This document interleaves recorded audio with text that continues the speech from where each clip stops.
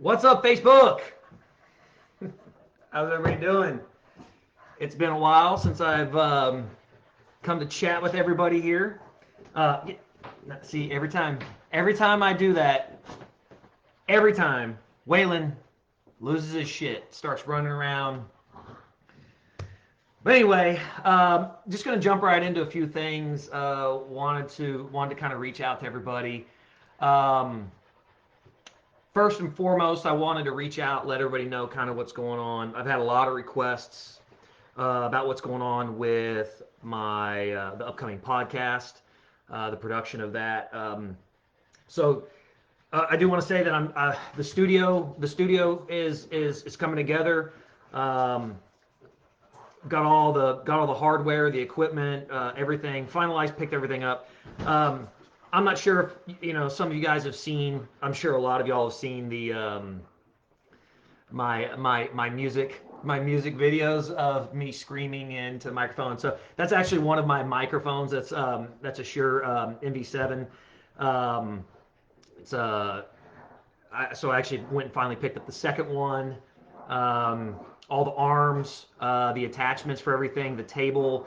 Um, there's a lot that actually goes into it, believe it or not. Fortunately, at my company, I already have quite a few things like cameras and laptops and things of that nature. So made life a lot easier. Didn't have to go necessarily um, pick things up. I didn't necessarily have to have a whole lot that I needed to worry about. So that was kind of nice. Um, anyway, the studio's coming together. I probably will have the studio together. I plan on actually finishing the studio up this weekend. Um, then I can just do the decorations, things like that inside there. So uh, that'll be done. The I still have not finalized the name of it yet. I have an idea of what I want to do. Obviously, I titled this thing called the shit show. That's not what it's going to be. Waylon, hey, come here. Come here, fat ass. No, no, get up here.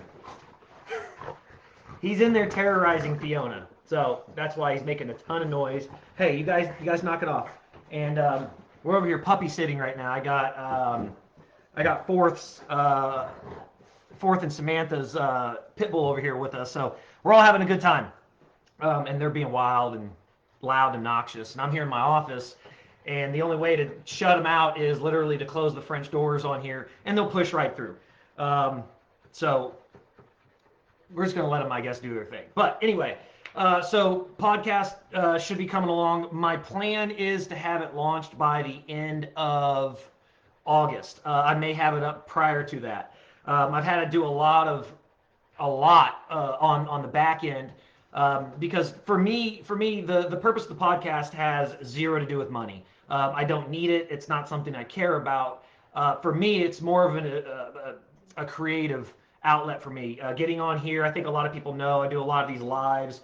Some of them will get 500-600 views. Some of them will get 4,000 or 5,000 views. It's just me getting on here and kind of riffing, but my podcast will actually be, a lot of people have asked, what's it going to be about? There's no set agenda for it other than the broad premise is that it's going to be me sitting down with, starting with some of my closest friends and us getting on there and, probably smoking a hookah, maybe smoking a cigar, them having a drink, something like that, and really just riffing and talking the way we do on our weeknights and hanging out and in all of our group chats. So I'm a very fortunate individual that I've got friends, some very close friends of mine that we've been friends since we were little kids, knowing people for 30 years. Obviously, you guys have seen me quite a bit with Fred and Fourth. We've known each other for going on 30 years now, and so he'll be on there. But I'm very fortunate that I've in the world I live in and the thing what I do that I've had the opportunity to come across a lot of people in a lot of different positions in life, a lot of different career paths, things like that. I know a lot of doctors, a lot of attorneys, a lot of business owners, people in the insurance industry, people in medical sales industry, people in industrial sales and equipment manufacturing, things like that. And it's cool because they're friends, and but a lot of them have some pretty interesting takes on life and the things that they've been through. The other really cool thing about, I guess, my life that I'm very fortunate for is I know a lot of athletes. A lot of you, with the Olympics going on right now, a lot of you may or may not know that growing up, I was a speed skater. I started out doing inline speed skating, participated in that here locally, and then moved to Canada to train for the Olympics. I qualified as the alternate for the 2002 Olympics, and then I got bumped. And I believe rightfully so. I was pissed off about it at the time. I mean, I'm 19 years old. I'd been on ice for 6 months, and I qualified for it, and I was pissed. But I can honestly say it was probably the best thing because the guy they bumped me for went to the Olympics, and he had more history in it, and he actually, he won several medals at the Olympics. Guy named by the name of Shawnee Davis didn't even compete in the event I was in, and they allowed him to take the last spot instead of me. So I think it was the right decision. 20 years later, I agree with it. At the time, I was pissed, but anyway. So I have a lot of these friends. I have a lot of people that I associate with on a daily basis that live around the country, live around the world, that are world-class athletes, Olympic athletes that I have access to, and hopefully I'll have the opportunity to get some of these amazing individuals on the podcast at some point. Which kind of leads me to something else. Is last night. Fred and I, well, it was we, Fred and I, obviously, we grew up skating together and very similar backgrounds, and we both feel that we both have a very similar opinion about inline speed skating at this point, and just kind of the politics and things that went on there, and unfortunately about a lot of the people that were in the sport, and yesterday, kind of just completely out of the blue, we both got text messages from a very old friend of ours, who neither of us really communicate with regularly. I hadn't spoken to this individual probably in almost 15 years. He reached out to me after my father passed away in February, which was very sweet of him, and I appreciated it.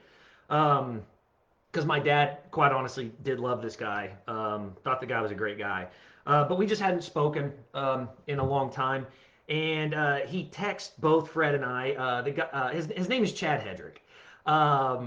So obviously a lot of my friends on here, people I grew up with, you guys obviously know who he is. So Chad has become a very successful real estate agent.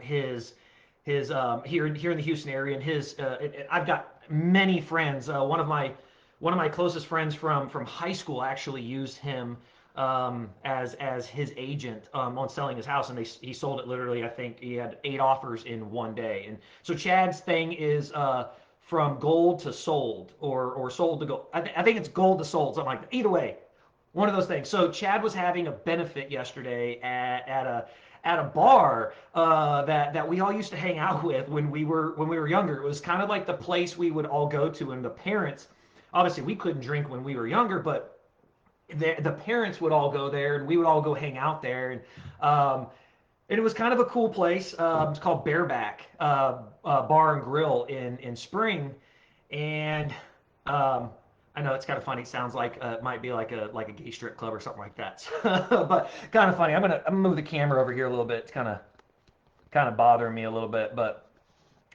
anyway, so we go over to we get this text. Both Fred and I got this text from Chad, asking us to come out to the event. He didn't say anything about it. He sent us a little flyer, and it was basically, hey, come out, watch the Olympics. Well, guys, Chad is first off, Chad is the most highly decorated athlete in history of America.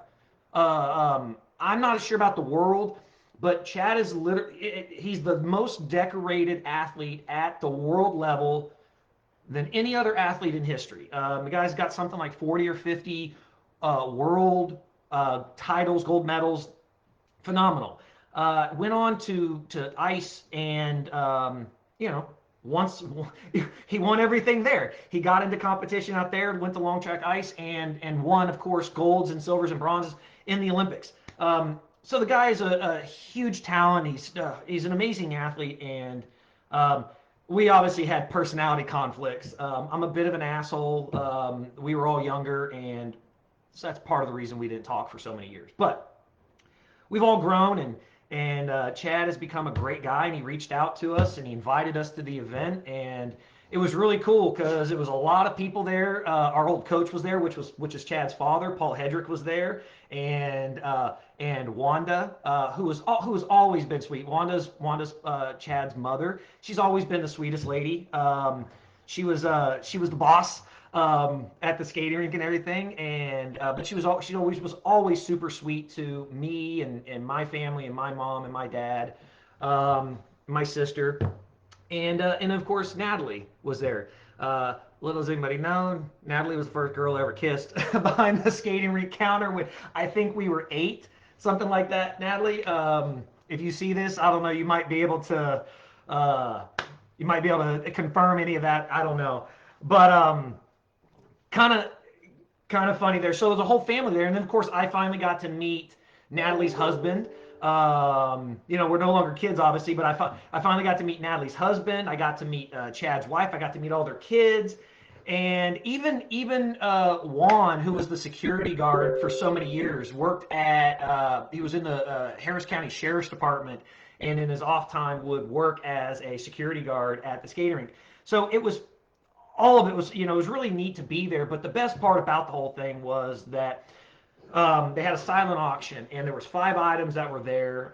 One was, I believe, one was something signed by Simone Biles, which is something I'm going to get into in a little bit. Something was signed by Michael Phelps. There was something signed. That was a Wheaties thing. It might have been Kerry Scruggs. I don't know. And then there was a softball. I don't know who the softball was signed by. And then there was actually the vest that Chad wore into the opening ceremonies, I believe in Italy, that he'd signed it. And goddamn it, someone outbid me. I wanted to buy that thing just to fucking buy it, and I was gonna hang it. I was gonna hang this thing on my wall just to have fun. But my intention was I wanted to buy it from the silent auction and actually put it in the podcast studio, because part of what I'm going to decorate the podcast studio with is a lot of my father's and mine sports memorabilia, a lot of stuff that we collected together over the past 30, 40 years now.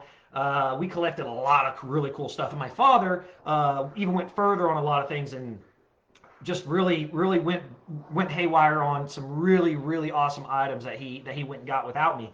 And I'm gonna decorate with that. So I thought having Chad's vest on the wall would be pretty cool to go along with all that stuff. But the point I was trying to make, the coolest part about all that is the silent auction.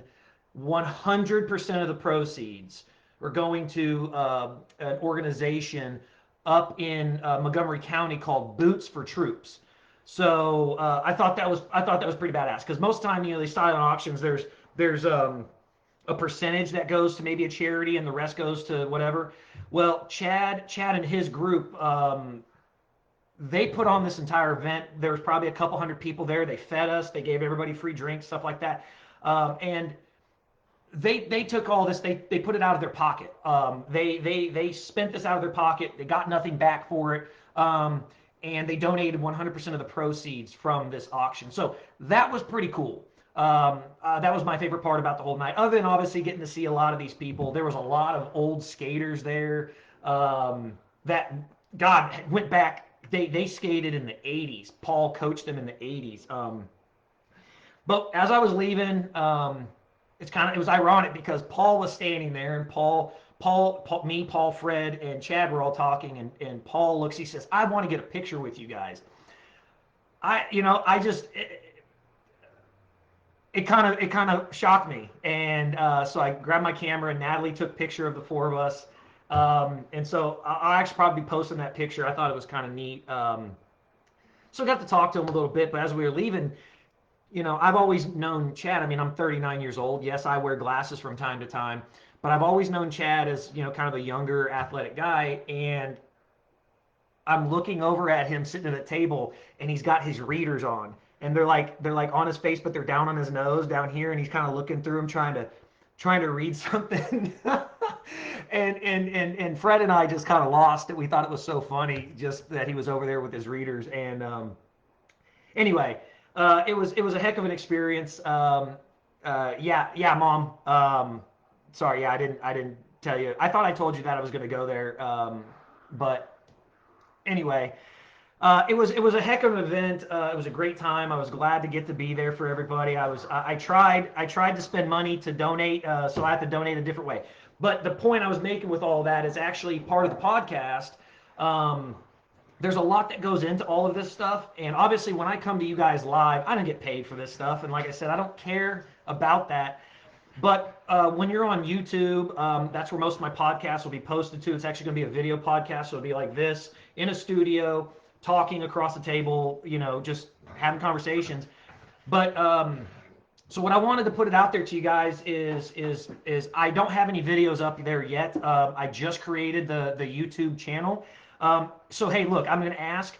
YouTube requires for me to be able to do certain things. I have to have 1,000 subscribers. So I'm going to have to constantly ask for you guys to go and subscribe to my YouTube channel. I'm going to tell you there's nothing there. Just search Jason Husk on YouTube, and you should be able to find the YouTube channel.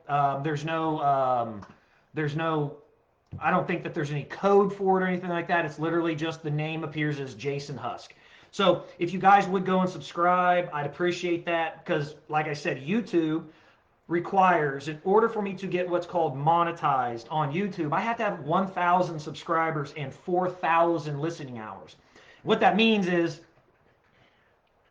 exactly what it is. It sounds pretty simple, but that's a rolling 12-month cycle. So I don't have 30 million friends.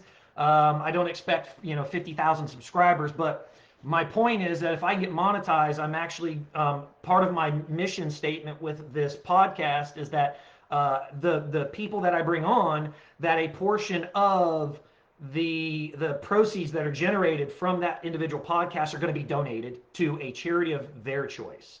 And then I will donate a portion of those proceeds, of the remaining proceeds, to a charity of my choice. And that will go for every single show. Every single show that I do, there will be charity donations come based off of the money. I don't need the money. I don't care about that. I'm doing it because it's fun and it's a creative outlet. And I think that I have the opportunity to get up here and say certain things and maybe give a voice to other people. So for me, that's kind of entertaining. But every show, every single show will have donations made to charities in some way. So if you guys would, I figure I might as well start now. Jason Husk, search it out on YouTube. There's no videos up there now, but just subscribe. Subscribe, and you guys will get notifications when I do start posting videos there. I will eventually start putting things on there regarding the podcast, maybe some stuff about the studio when I get it's set up and finally decorated, and some other little things. That way we can just get, kind of get the ball rolling on that end. So, I appreciate if you guys go do that.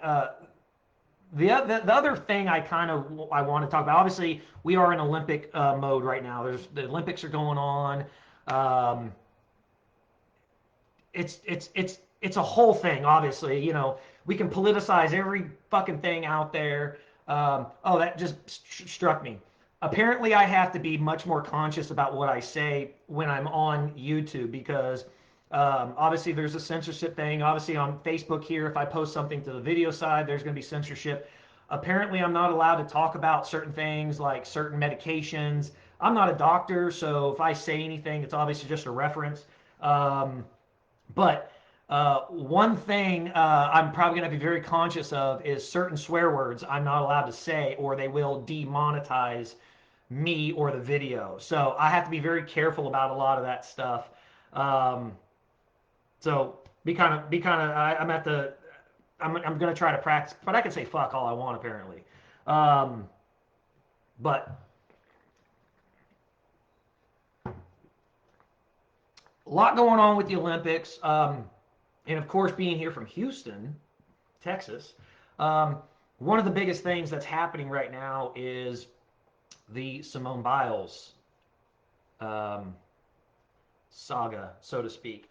Um, I want to say, I see a lot of stuff being posted online, a lot of stuff going down, and I would like to say that, like Fred and I actually had a conversation about this the other day, and in my opinion, well, first off, it's her decision. I support whatever decision she made. I don't judge her for her decision. I may not agree with it. Might not have been the same decision I would have made.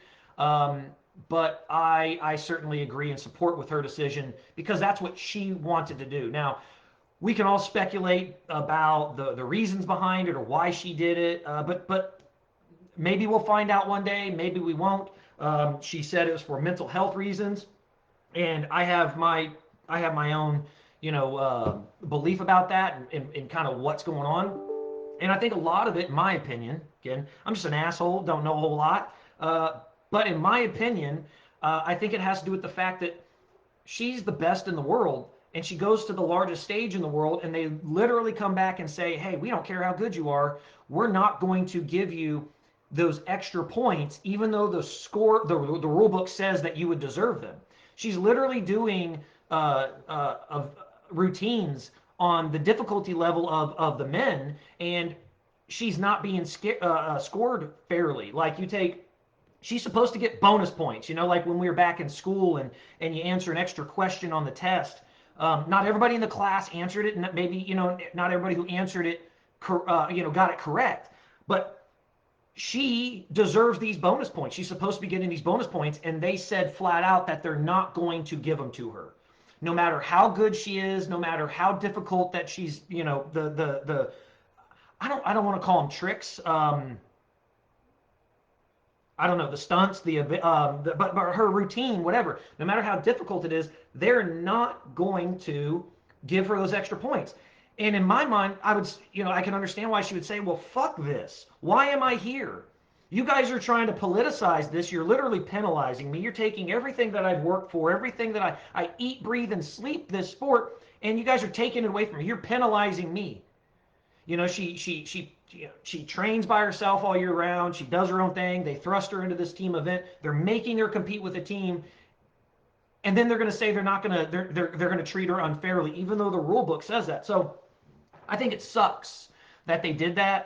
I think that she deserves better. And I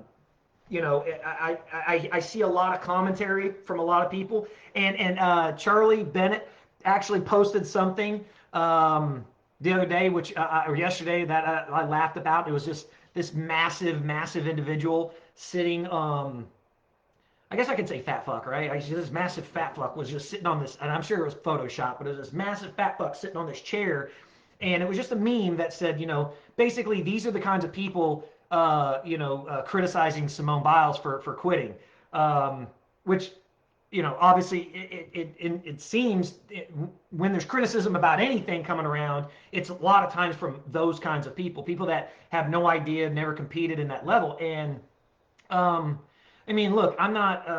God, Simone's like Chad. Chad's the best in the world. Not a comparison of what I've done to what he's done. If you take individual little things, sure. When I was skating, I, could probably compete with him in a sprint.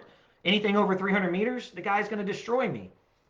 But at least I have that experience. So and I have experience at the world level. I have 9 world titles and blah blah and national records and blah blah and all this other nonsense.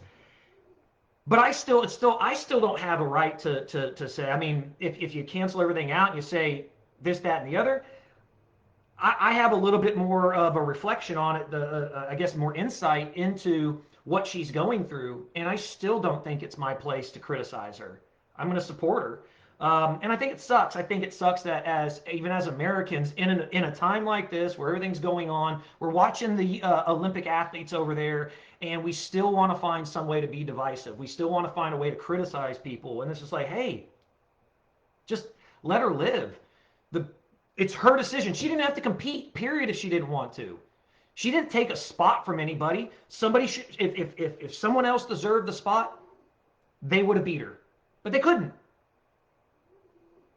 yeah, okay, great. Granted, if she was going to quit and maybe shouldn't have tried out at all, but she didn't know she was going to do that. And hey, what ended up happening? We still had an American turn around and win the overall. So, did it really matter in the grand scheme of things? Does all the criticism and all the nastiness being said about her really even matter at the end of the day? She still had an American win. So it's good. Because what we care about is wins, right? The reason we cared about her quitting was not the fact that she actually quit. It was the fact that she was going to potentially take a gold away from Team USA. That's what everybody was criticizing her about, was how it hurt Team USA, the team. We still had an American win. So I think it should take away a lot of that nastiness. But it was funny because the other day, I've said this, and I've tried to commit to not arguing with people. That's why I went last night. I'm obviously, there's history when you've known somebody for 30 years, but we've all changed, and I take responsibility for my actions and my behavior, and I've committed at this point in my life just not to argue, really not to go down those nasty roads with people, unless I have to, I guess. But I happen to see this post on Facebook, and this guy makes a comment about, basically, so this is what we're doing now, we're quitting. That's the premise, of course, about Simone Biles. And everybody's going in, and they're kind of opinions back and forth, and it's, people agree, people don't agree, going back and forth. And in the world we're in right now, we're talking, and with everything going on, of course, someone immediately has to bring race into it. But it's not what you would think. It's not some white guy criticizing a black woman. It's literally a white woman criticizing the white guy who made the post. She literally says, just what we need, another white dude telling us how to live our lives. And on her same page, she's telling everybody how to live their lives.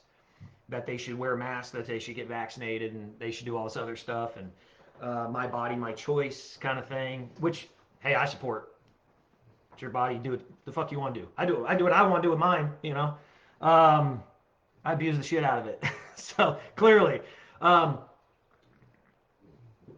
But it struck me as odd that literally going through this post. Now, I say this because obviously explaining my athletic background, my friends, all people from all walks of life, I don't feel fucked up and weird about saying I have black friends. I also have Indian friends and Lebanese friends and friends from Central America and friends from South America. And these are people I actually talk to like on a once or twice a week. I have friends from Asia, and these are people I interact with quite a bit. So not everybody has this opinion, and it's not all white people think this way and all Asian people think this way. It doesn't. There's in every single group, everybody has opinions, and I literally have spoken with other athletes and other friends that are of all walks of life, and they support her decision. Okay? And I see these other people that maybe don't support her decision, and that's totally fine. But at the end of the day, why do you have to bring race into it? Why does this person have to say white dude? I mean, it's just the whole point of her statement would have made just as much sense without saying that. She would have had just as much validity to her opinion without saying that. And so it was just an extremely odd thing to do. And I tried to call her out on it. Hey, my niece is here right now. Hold on. Stay there. Come here. Come here. Come here. Come here. Come here. Come here. Come here.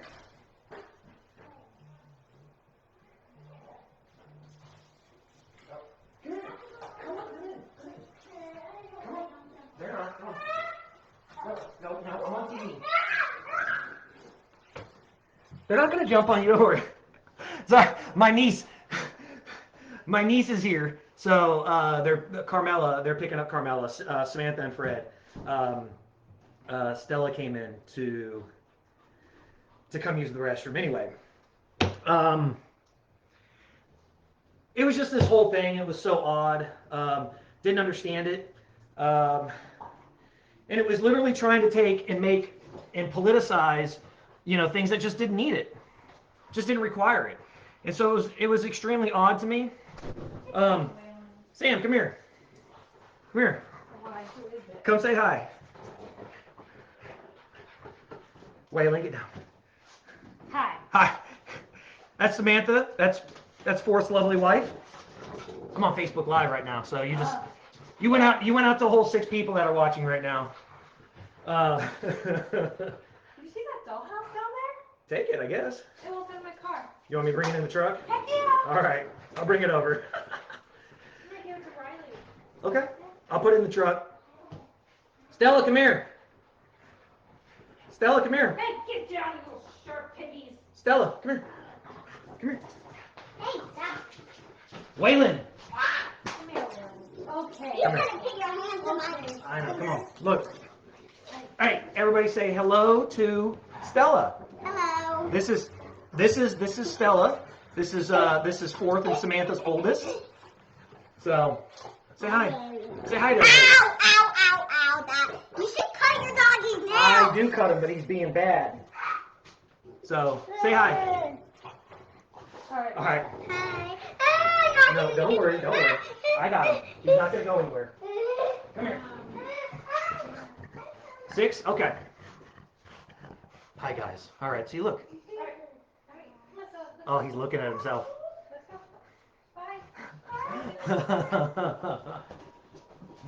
Bye, guys. Go on. Anyway, not a lot more to say on here, guys. I'm not going to go down that road right now. I just think it's crazy. I think the world we're in right now, it's not getting a lot better. We have mask mandates, possibly coming back. They won't do it in Texas.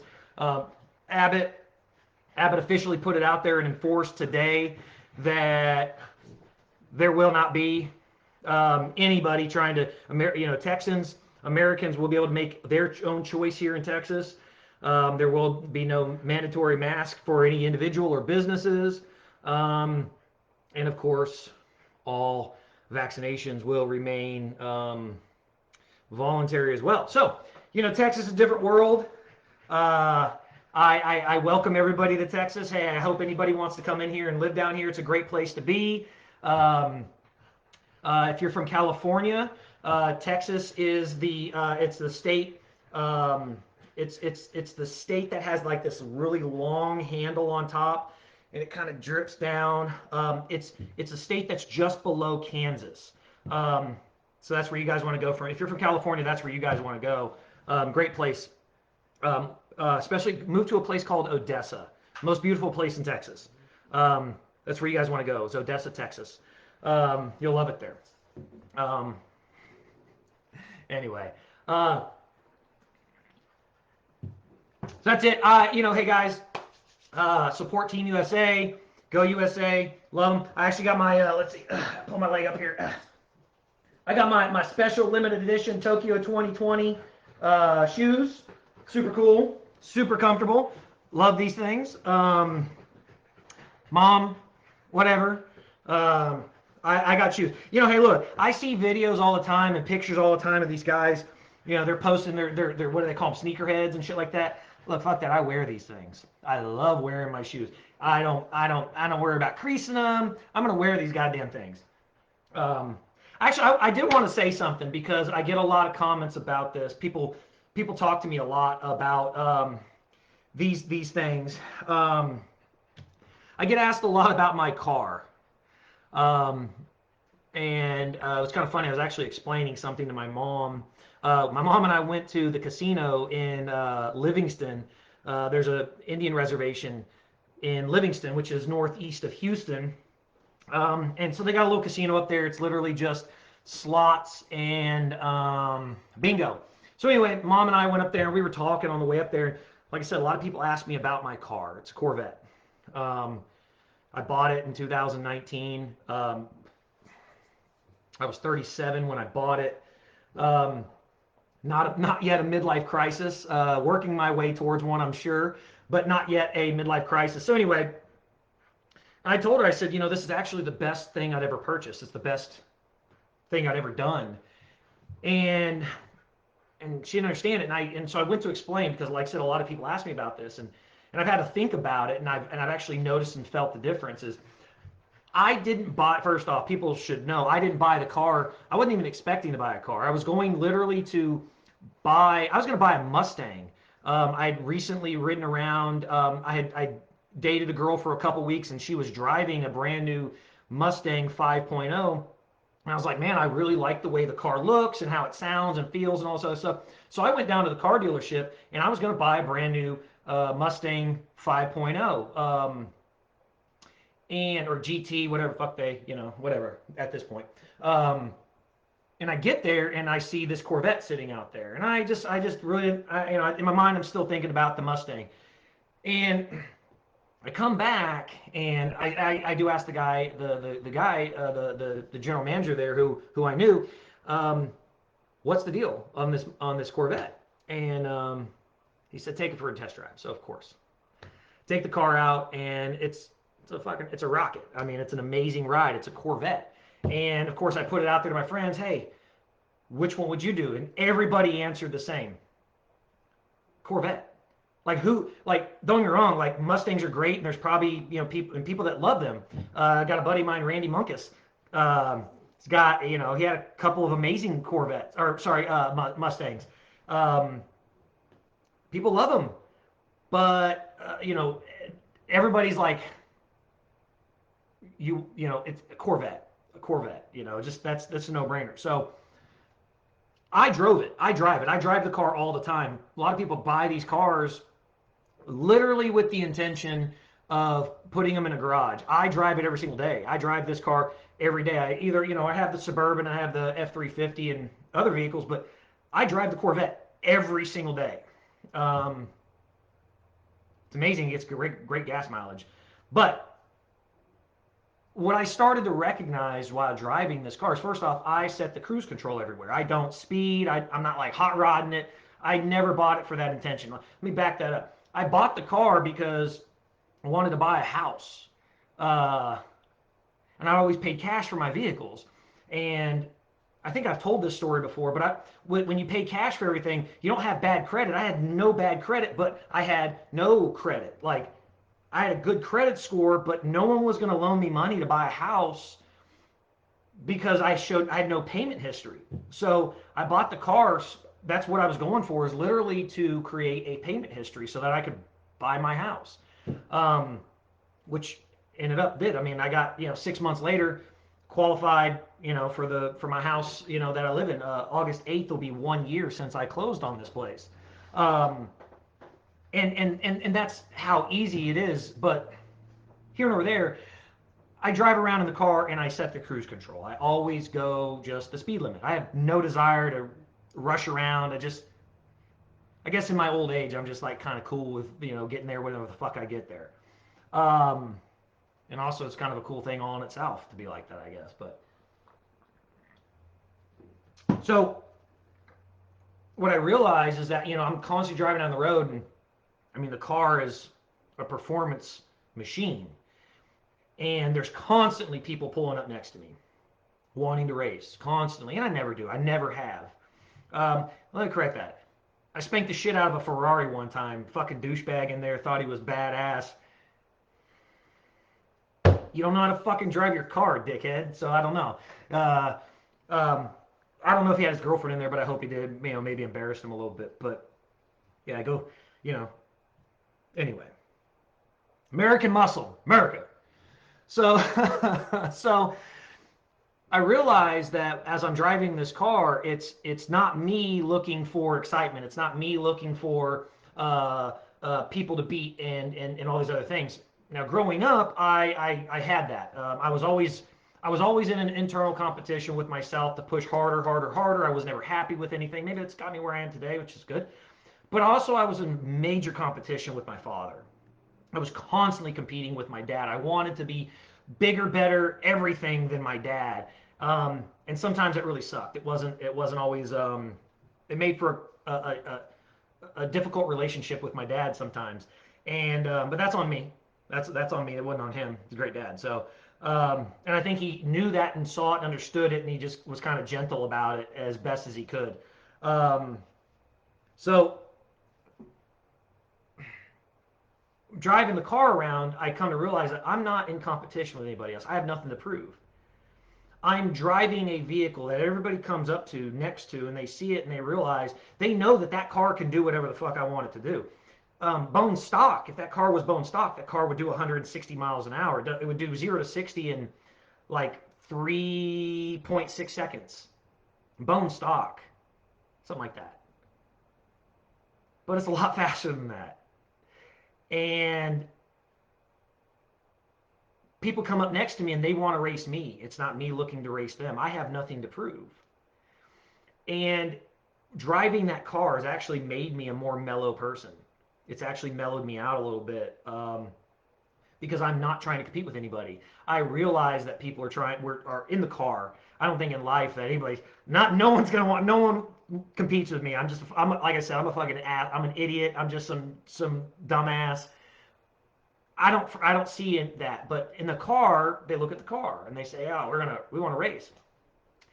And me choosing not to engage in any of that stuff has really changed who I am as an individual and kind of my engagement in life. Um, and I thought about that, and I really said, man, this is as weird as it sounds.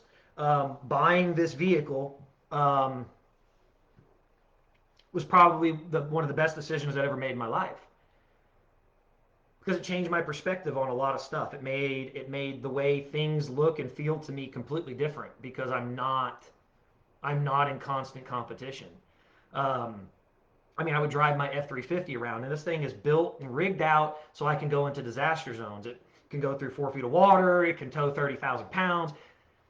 But I'm driving it down the road, and it's big. It's a big ass truck. It's black, and I would flip out if somebody like pulled in front of me. I'm like, how the fuck do you not see me? Like, how do you not see this massive? It's 8,000 pound truck. How do you not see it? And I realized like that was a mentality of my entire life. So it was kind of odd. So when I started driving just the car all the time, it made a world of a difference. The total mentality of everything that I did was different. And so, like I said, I get asked about it a lot. And so when I post pictures about it, I really do try to hope. I've gotten past the point of trying to explain myself in a lot of ways to anybody. I've had 2 conflicts recently about the shit I put online with 2 people, and I fucking don't give a fuck. But I put this shit out there for a very specific reason. Obviously, I've been trying to build a podcast. I've been trying to build an audience, and you don't do that by being quiet. You don't do that by not putting yourself out there and putting things out there and getting people to interact with you and stuff like that. But I've been criticized by 2 people recently. One was a pretty important person in my life, and just had to cut off. I cut off all communication because there's an instantaneous judgment of me, um, uh, and it just. I was like, you didn't even ask. You're not even asking me. So, but I put the thing out there about my car, and people think, oh, well, you're trying to show it off, and that's really not what it is. I'm proud, first off, the fact that I bought this car and the credit utilization from that car within 6 months gave me the ability to buy my house, and that's the weird part. Buying the house. I could have bought the house with or without the car. I could have afforded to buy the house with or without it. But no bank was going to loan me money. And why am I going to spend my own money? Let the bank do that. That's what credit's about. Let somebody else carry the note, right? Well, why would I do that? Let the bank do it. And so I waited 6 months. I showed some patience. And that's what the car did for me. So first and foremost, I'm grateful for that. But then the whole mentality, the change of everything that has occurred has has just improved my life. And so it's a really weird thing. It's a really weird dynamic about the car. Um, so that's really what it is. If I'm posting a picture of it, it's not because I'm like, hey, look at my Corvette. I give a fuck. Look how I dress all the time. I don't care. It's not. That's not what it's about.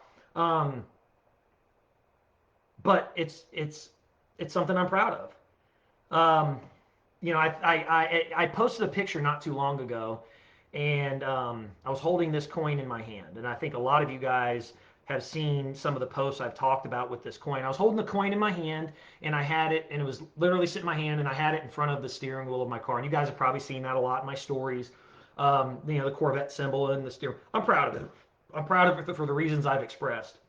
But I had this coin in front of it, and I said, there's three things in this photo that I'm extremely proud of, um, or that mean the world to me. And I think obviously this coin was there, and this was my father's coin. He carried this in his pocket every single day. Um, Quick story about this thing. I thought I'd lost it.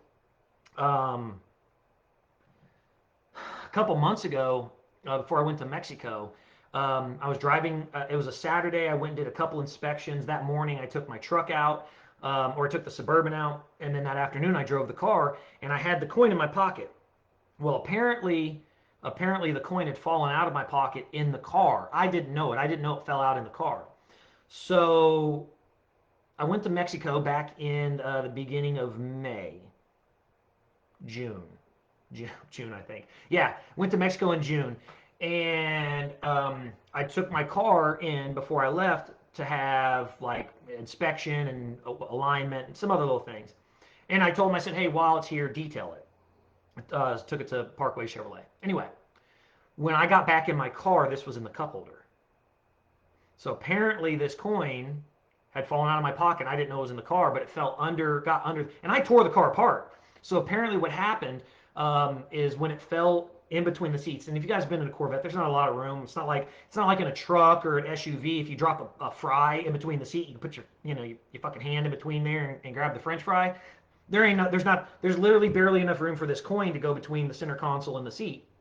And so what happened is this coin fell under between that fell in that crack, went under the track of the seat and into a seam in the carpet, where the track is mounted. So it got under the carpet. So I couldn't find it. I mean, I pulled the car apart. I mean, I was in there with a flashlight. I had the seats moved all the way forward. I had them lifted up, and I couldn't find it.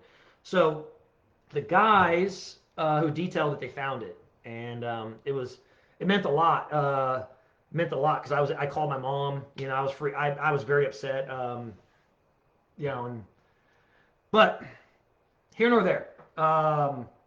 That was one of the things in there. In the car, obviously I had the three things that were in there. Was this coin, which means a lot to me, because my father carried it with him every single day, and I carry it with me now. It's in my pocket. I've got it sitting on my desk right now, but it's in my pocket all the time. It still falls out all the fucking time. It fell out of my pocket twice yesterday while I was in my car. It won't fall out when I'm walking around doing anything else, but my shorts, it'll just kind of work its way out if I'm sitting there, just because of the way it is in the car, you're kind of low and kind of sitting back. Anyway, it falls out. So it fell out twice yesterday, and I immediately stopped the car, pulled the seat forward, and it's sitting right there. So anyway, the other thing was the car. Obviously, the coin, the car, and that's why I'm proud of it. And then the other thing that I don't know if you guys can see if I can, without getting it blurry, is you guys can see all the calluses on my hands. You guys see all those, right? Now, where it sits today, the reason my hands are like this today is because of the way I work out. I'm very rough in the gym. You guys have seen the videos, deadlift 500 pounds, curls, shit like that. I'm very rough on my hands, and so but it's taken decades, and they didn't start. I mean, they started out rough, and I grew up working. One thing my father made me do is when we had a ranch in Tomball, that I grew up on. I worked. My mom used to call them weed eater muscles. Now they're, you know, now it's dumbbell curl muscles. uh, But my mom, yeah, because I used to have to weed eat everything. I'd have to walk around the entire property, weed eat all the fence, weed eat around the trees. Um, in my hands, and I'd dig holes. And my father, before he would mow, would make me pick up all the sticks and pine cones. And so I had very rough hands, very calloused hands and feet when I was a kid. People make fun of me because I walk around barefoot all the time. Like I wear my flip flops. It's so odd. I always have my shoes on inside the house. If I'm in the house, I get out of the shower, I put my flip flops on. I walk around the house with my flip flops on. I go outside, I take my fucking shoes off.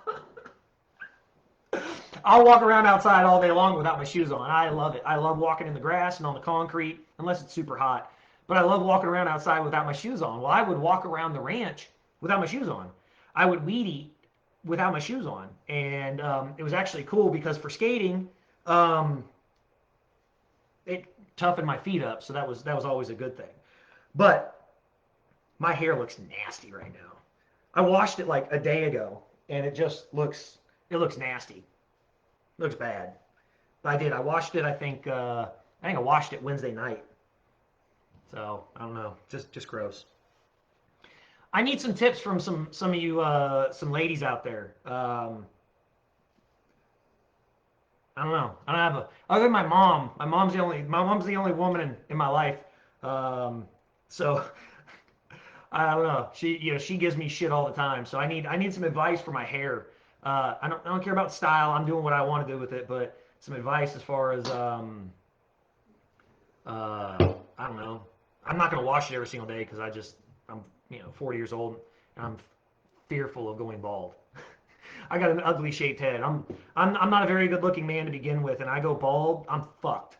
So we're not, I don't want to lose the hair, so I'm trying to hold on to everything I've got. But anyway, uh, point was that I worked and I was very proud of all that stuff, and so that's what that is. And so you guys see this stuff, and it brought me back to recently. Two separate people have criticized me about the stuff I put online.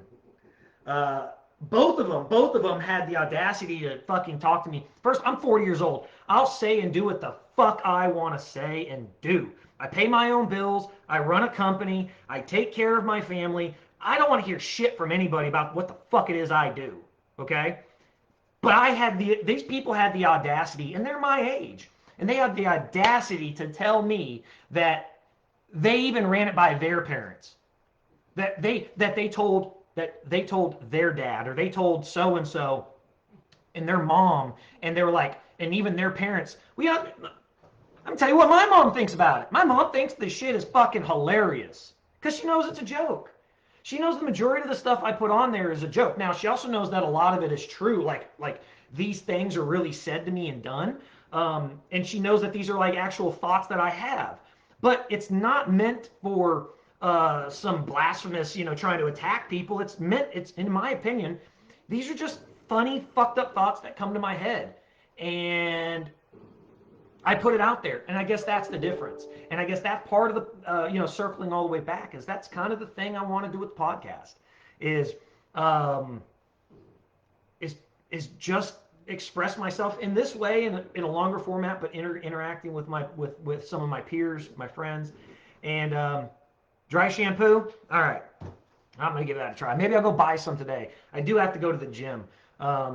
I missed the gym last night because of Chad's event, which I was more than happy to do. I hurt my fucking back. I tweaked my back. If you guys saw it, did a deadlift the other day. It was my sixth set, and I pulled 475 for three. And like it was like my hip, like I literally felt my hip tighten up, like to the point where I thought it was literally gonna not break something, but it was just so tight that I thought like the muscles were literally gonna pop my fucking hip out of socket. Um, so I did chest the rest of the day.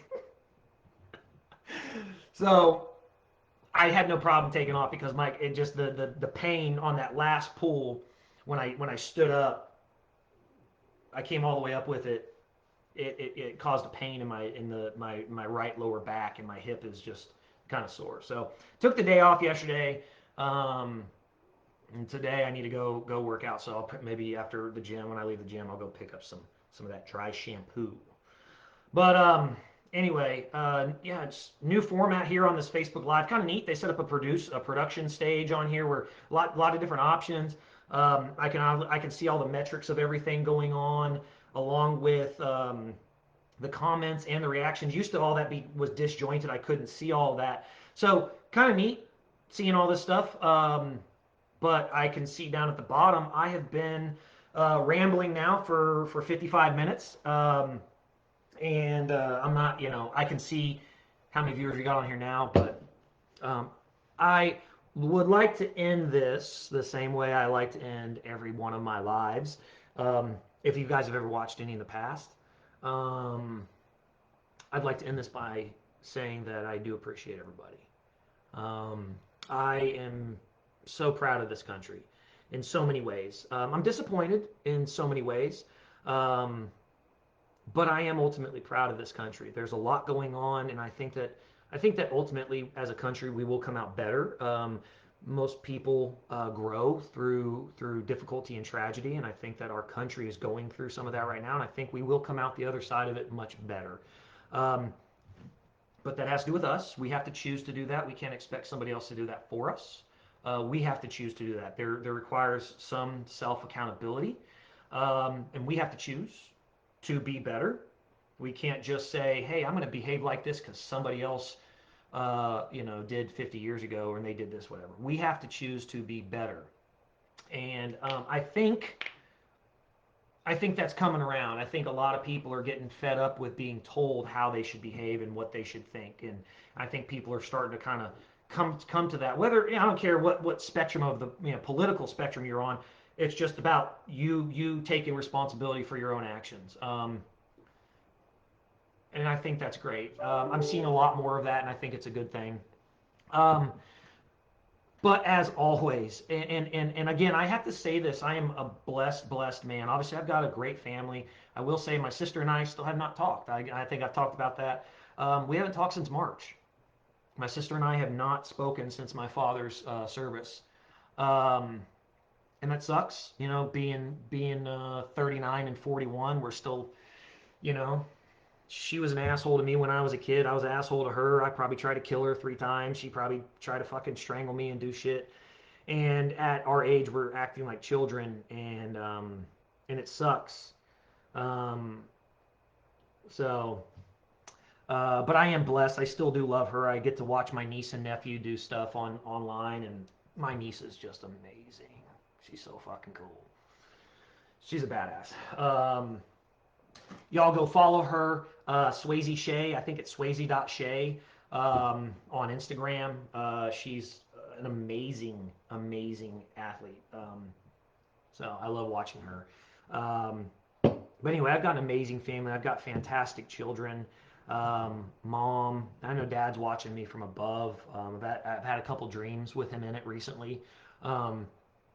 Which were great just to be able to interact with my father even in my own head, because I got so much going on throughout the day that sometimes I don't stop. And I mean, I think about him all the time because I see him in every little thing that we do. I mean, the business that I run today is something that he started, and now I'm doing it, and it's his hand is in every little bitty thing. And so that's cool. I actually enjoy that. I like that part of it. But I'm a blessed individual because on top of having an amazing family, I have an amazing support system around me. I have such good friends, such good friends. Um, I mean, well, obviously Fred and Sam, Dustin, Maria, um, Ollie, Marcella, Robbie, Katya, and all their kids. Um, these people I get to see all the time. Brian and Van. By the way, congratulations, Van. Got a little baby. She got one cooking. Told us about it a few weeks ago. I think she posted last week about it, making it public. So congratulations, Vanica and Brian. I hope to hell that whatever you have, boy, girl, that it comes out much closer looking to you than Brian. Uh, God bless that baby if it looks anything like Brian. But Trey and Amanda, all these great people, Drew, MK. These are great people in my life. I get to spend so much time in my daily life with all these other people. And of course, my other people that I, like my family, like Becca and Chance, they just had a baby, and my niece and my nephew just had a baby. Not that kind of. It's not Arkansas. It's my niece. She's biologically my niece. I still call him my nephew, even though he's married in the family. So it's not that like. Let me separate that. It's not Arkansas, so they weren't related to start with. Doesn't every state have another state that they make fun of with incest?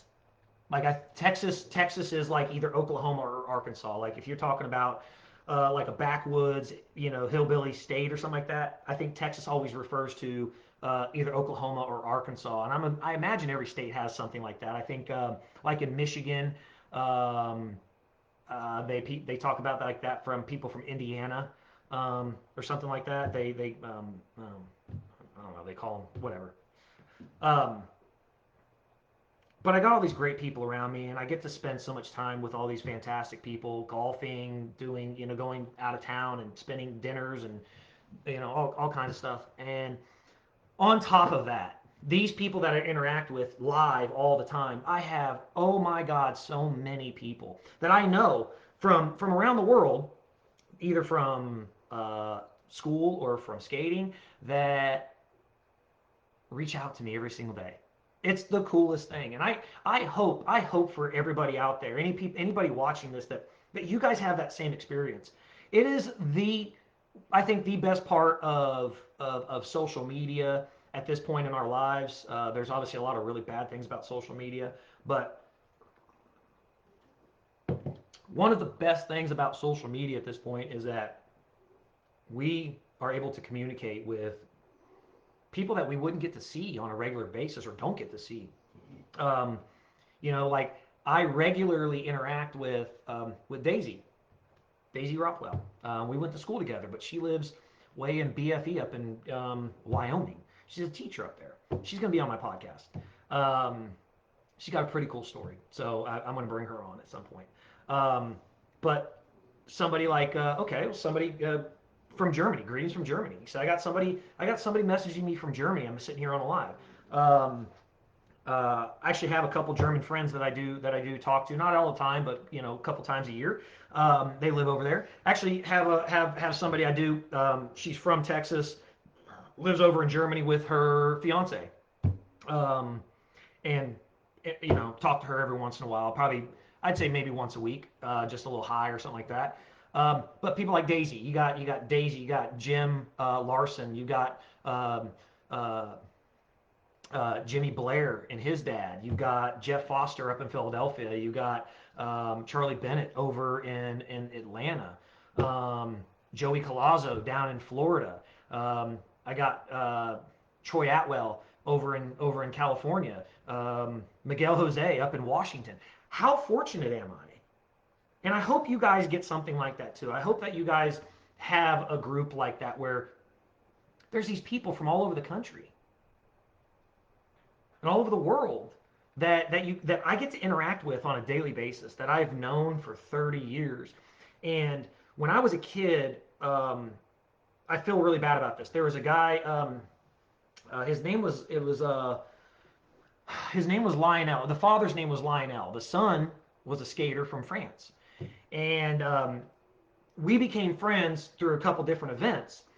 And I was horrible about writing and things like that. And I didn't like being on the phone. I hated. Um, I didn't care if a girl wanted to talk to me. It did not matter. Didn't matter to me. I wanted. I wanted to see him in person. That's how I like to interact with people when I was younger. I didn't do it. Obviously we didn't have this.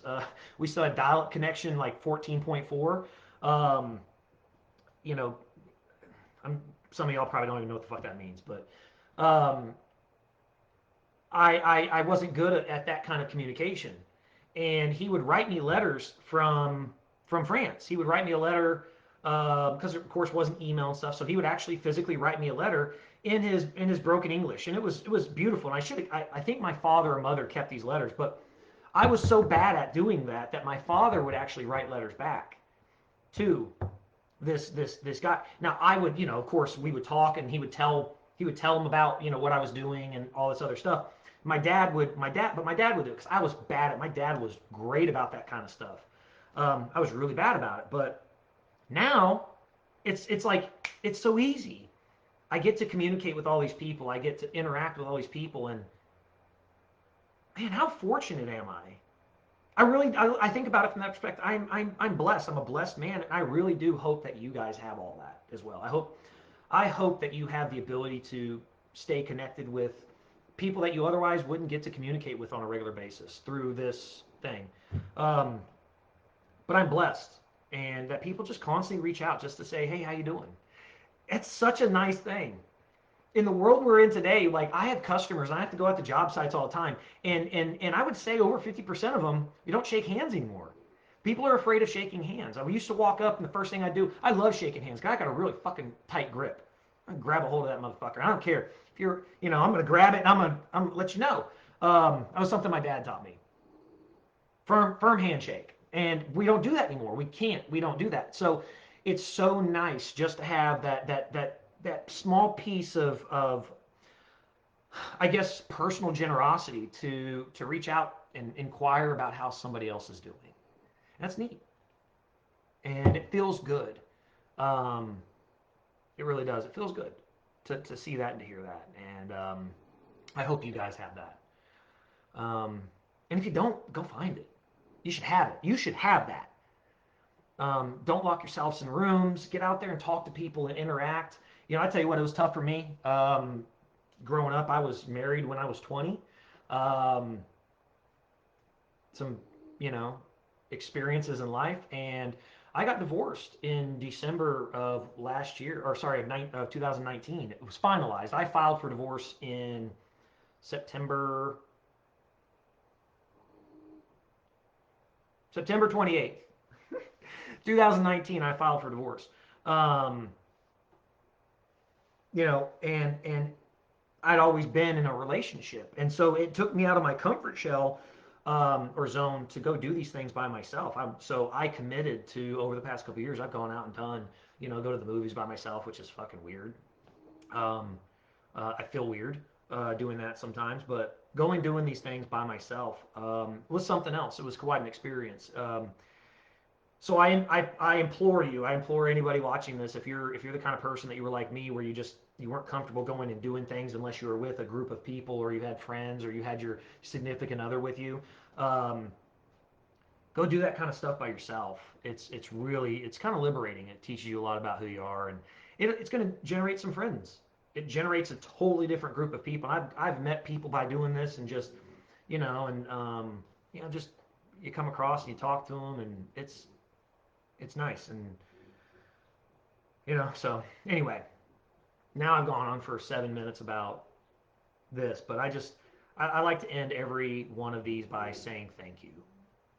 Thank you to each and every person, not only who's watched this, who's commented on it, but the people that reach out to me on a daily basis and just say hi. How you doing? It means the world. You have no idea. And people look at me, they look at an individual like me. I put shit online so it looks like I'm this, I'm that, I'm secure, whatever. No, we all have our own insecurities. We all have our own, fears. And just simply asking somebody, how you doing today? I was thinking about you. You never know how that's going to make them feel. And so I recommend that to everybody. Just do that, because you never know how you're going to make somebody else feel. And I tell you, it makes me feel fantastic. I wake up to messages from people all over the country, all over the world, just saying good morning, hey, how you doing? And it's not, I think you guys would know, like, I don't like, it's not romantic encounters. It's not that kind of stuff. I think I'm a monogamous kind of guy. I'm not, I'm not dating anybody right now, but um, it's not that kind of stuff. It's not girls texting, things like that. I know what everybody thought right away when I said that, and that's not what it is. These are friends. These are people that I've interacted with and grown up with, and skated with, and lived some kind of experience with, and they just say hi. How you doing? Everything okay? Um, so it's really, really cool. Um, so I want to say thank you, and I'm blessed in so many ways, and um, you know, I think everybody, should take that opportunity to show some appreciation for the things you do have. Stop worrying about the things you don't have. show some appreciation for the things you do have. But anyway, now that's enough. Hour and 10 minutes gone by. I just rambled and just want to reach out to everybody and say thank you. I appreciate it. So I'll try to come back with some more updates soon. Trying to get out here and let you guys know what's going on. As far as like, the studio, maybe I'll do a live once I get it all put together. Show you guys. Maybe I'll put that up on YouTube. But hey, do me a favor, people, please. Go subscribe to the YouTube channel. There's no videos there right now, but please go subscribe to the YouTube channel. Search Jason Husk and just subscribe. I've got some great things. I got a lot of stuff I'm doing. I'm trying to outline or line out some pretty cool interviews. It's just going to be me talking with people and just having fun, probably smoking a hookah. Like I said, just maybe cigars, just hanging out. So you guys want to see that kind of stuff, go subscribe. Jason Husk on YouTube. I appreciate it. Thank you guys. Thank you, everybody. God bless. Enjoy the rest of your Friday.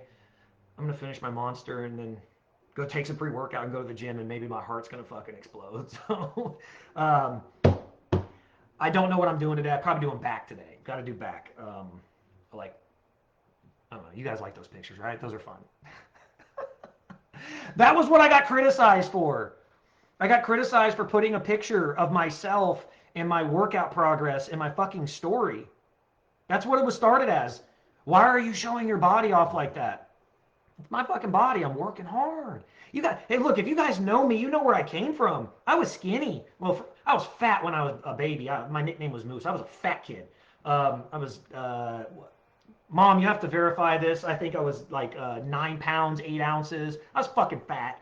And I was like 21 and a half inches long. I was overcooked. I think she held on to me for an extra week. Mom loves me. She didn't want to let me go. I'm her favorite. So that's weird. I just realized all that kind of sounded very odd. So, but yeah, like I was skinny. Like I was a skinny guy. Like when we skated, it was all cardio. So I was thin. Like I think when I stopped skating, I was like 160 pounds, maybe 150 pounds. When I graduated high school, I was 165 pounds. Then I grew like an inch or 2 inches after I turned 18. After I graduated high school, I didn't stop growing. I think I finished growing when I was almost 20. And I'm like 200 pounds right now, and I feel great. It's muscle, and I like it's progress. In the last 5 years, I've struggled to keep fat off my body, but also put on muscle. And I think I put on almost 40 pounds of muscle in 5 years. And that, look, I've never taken a single drug. Now I'm sure I could put a fucking needle in my ass and I could have gone a lot further. I probably could have done a whole lot more. But I've got a big enough attitude as it is. Last thing I need is some fucking steroid rage. I mean, I've already got an attitude. I don't need more. But I don't want the zits and all the other bullshit that comes along with it. But 40 pounds worth of muscle in 5 years, doing it the natural way, and still being able to function and lift things over my head at 40 years old, I feel fucking fantastic. And I'm proud of that. So I got shit on because I put a picture of myself in my own fucking story. And believe it or not, it's not women reaching out to me. It's not, this is the funny part. It's not women reaching out to me, and saying anything. I think people know enough about me that I'm not trying to do that. It's not like I'm trying to say, hey, look at me, look at my body. That's not what the fuck I'm doing. I'm proud of the work I've put in. The reality is it's mostly guys contacting me. It's 90% of the messages in my DMs and Messenger or Instagram are guys. They're guys hitting on me. It's not fucking women. And so that's the funny part. And I appreciate it, guys. I do. Hey, got love for you. You're great guys. Don't know you guys personally, but one of you I do, and you motherfucker have got to stop hitting on me the way that's just. I know you, and you got to stop that shit. We're friends. I've known you for 30 years. You got to knock that off. I'm gonna tell your boyfriend. But anyway, I love women. I ain't changing that. I love women. I'm straight as the day can be. So guys, I appreciate it. I appreciate the compliments and everything, but I'm probably not going to be starting an OnlyFans page. My mom might be upset about that. Butt naked push-ups might not go so well. So I appreciate it, guys, but I'm probably not going to be doing that. When I do talk about it, it's a joke. I have been offered a lot of money, which is absurd. Again, I don't care about the money. I don't need it. Maybe that's shitty to say, whatever, but I don't fucking need it. I like working for my money, and I guess maybe doing the windmill doesn't entice me. For I got offered. I'll be honest. I got offered. I got offered north of. I got offered 5 figures to to do some videos on an OnlyFans page. And that doesn't interest me. That would be kind of funny. I mean, it's not a bucket list thing though. It's like not something I'd really care to do. Um, yeah. I got offered $15,000 to do some half naked stuff on OnlyFans, and it's just not something I'm interested in doing. So anyway, yeah, I'm afraid my mom would find it. I'm afraid that somebody in my family would see it, and I don't know. This is not. I don't know. That's just not me. But anyway, yeah, it's kind of funny. Yeah, Natasha. Yes, for most of you guys know that's my son's mother, a great woman. But yeah,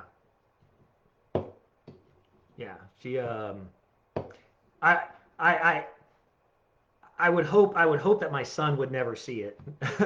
But yeah, like I'm petrified that anybody in my family. So yes, I've turned down offers to do that kind of stuff. I have no interest in doing it. It's just dumb.